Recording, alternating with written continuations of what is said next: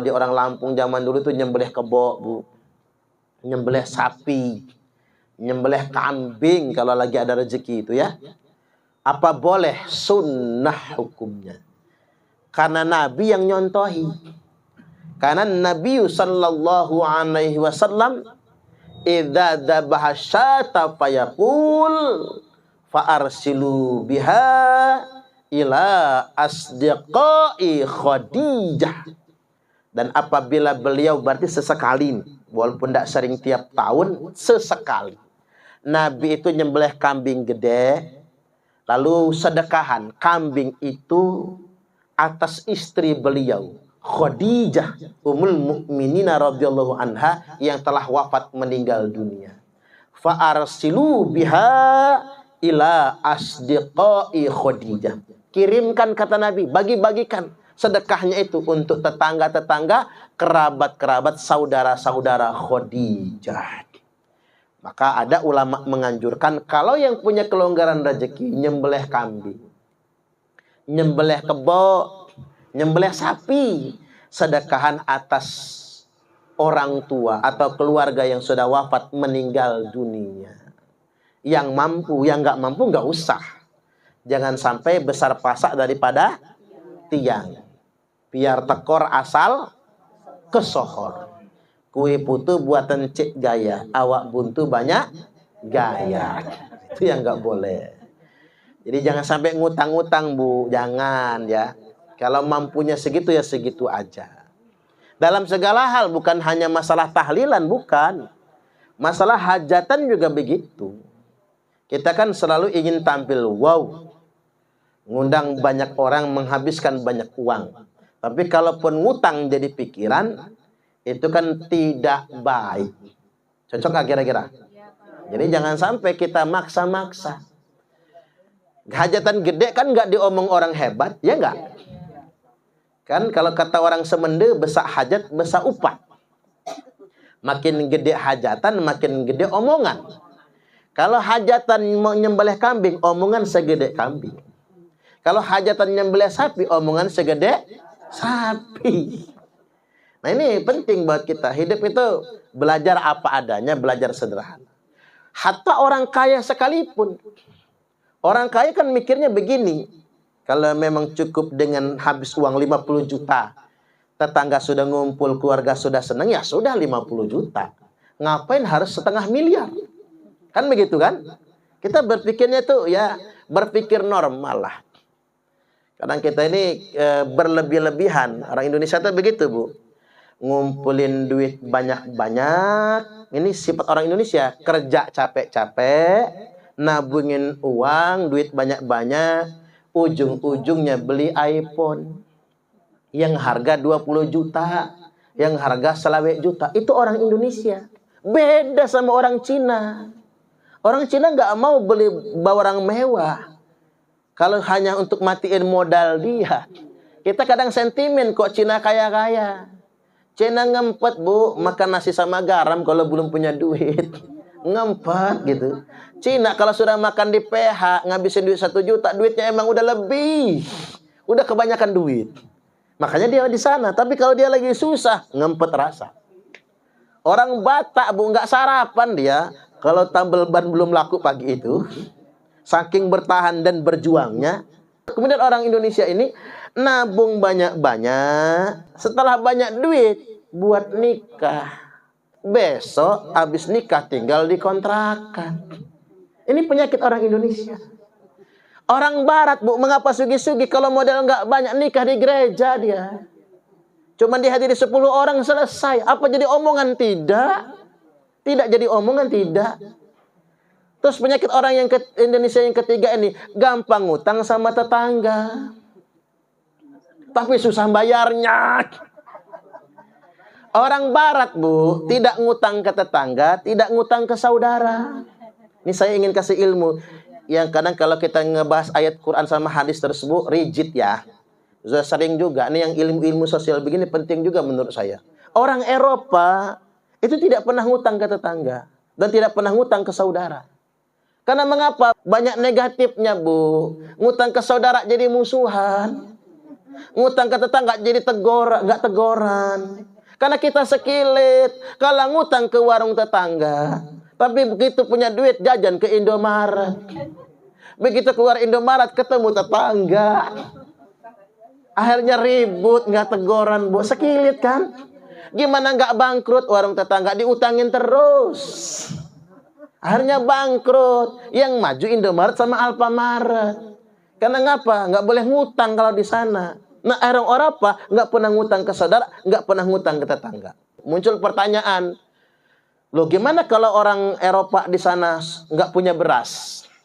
Karena di Eropa ada sistem jaminan sosial. Apa sistem jaminan sosialnya? Orang yang kena PHK, lagi nggak punya kerjaan, makan minum dikasih negara. Jadi beras nggak perlu ngutang ke tetangga, nggak perlu ngutang ke warung. Kemudian nggak rumah ngontrak, sewaan rumah negara yang bayar. Di Cina juga begitu, Bu. Negara yang bayarin sewaan. Di Indonesia pahit kalau kena PHK, Bu. Masuk rumah sakit mahal. Orang sakit nggak boleh sakit sekarang ini. Ada BPJS tapi riweuhnya bukan main. Ada jaminan sosial yang lain, jaminan kesehatan tapi riweuh. Itu sistem jaminan sosial di Jerman, di Eropa, di Amerika. Anak-anak muda yang belum punya pekerjaan. Ada istilah apa itu? Buat anak muda itu ada semacam pekerjaan yang dikasih pemerintah yang ringan-ringan dan ada gaji separuh.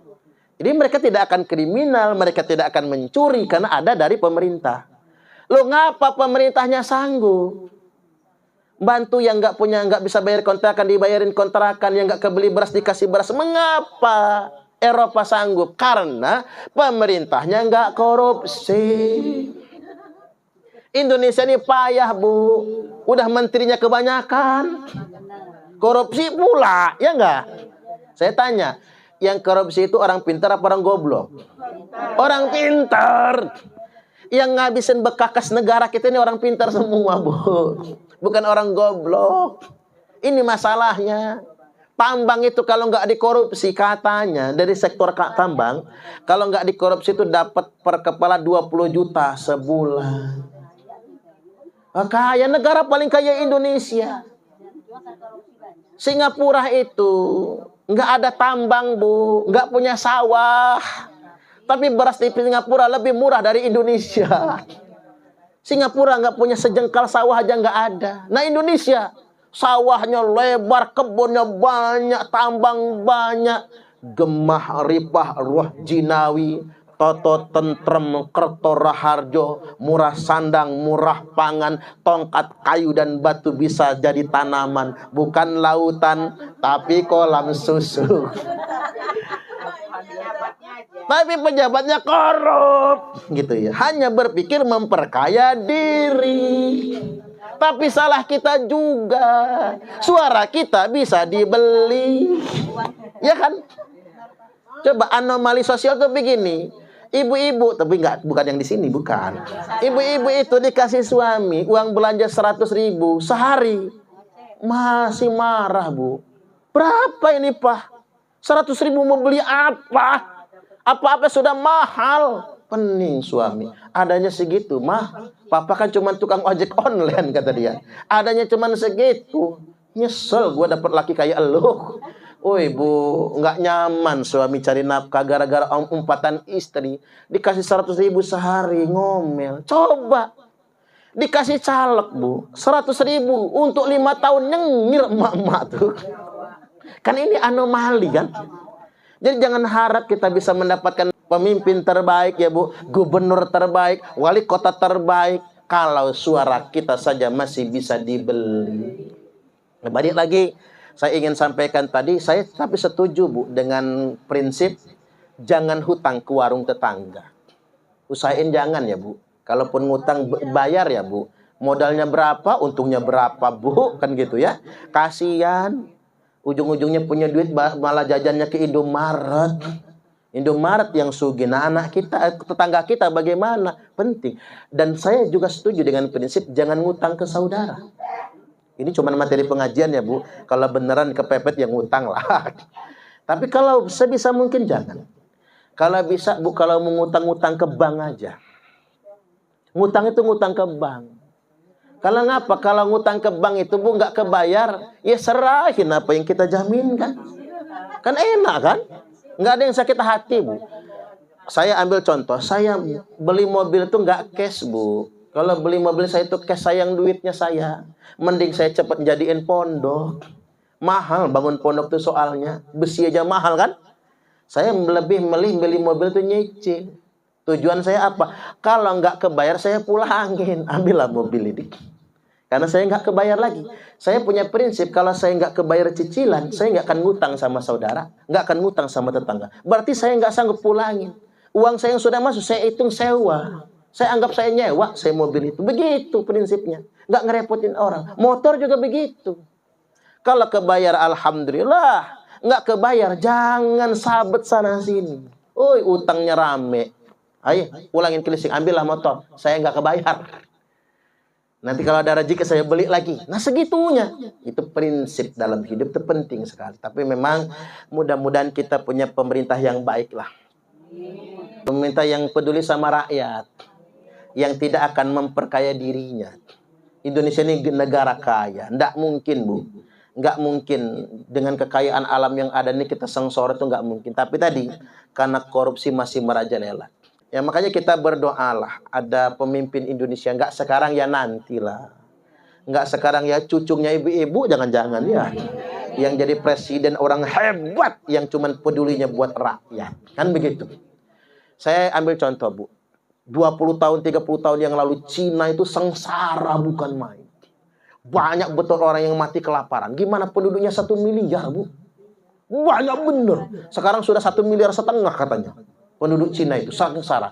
Tapi mengapa sekarang Cina menjadi negara dengan ekonomi terkuat nomor 1 di dunia?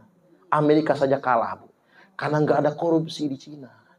Menteri kalau dikorupsi langsung dihukum mati di sana itu. Jadi orang nggak berani korupsi, walaupun dia bukan negara muslim ya Bu. Kita nggak boleh underestimate, kita ambil baiknya. Karena sebetulnya Cina tidak memusuhi Islam. Yang hari ini ngebelai Palestina siapa? Ya Cina. Yang kirim uang, kirim apa, Cina sama Rusia kan? Pelan-pelan mereka kemudian menjadi muslim. Memang mereka negara yang agama tidak boleh dominan, karena dia negara komunis. Tapi bukan berarti dia anti agama. Nah, tapi balik lagi, saya ingin sampaikan bahwasanya ternyata mentalitas cara hidup mereka bisa kita contoh untuk membangun bangsa dan negara kita semua. Baik.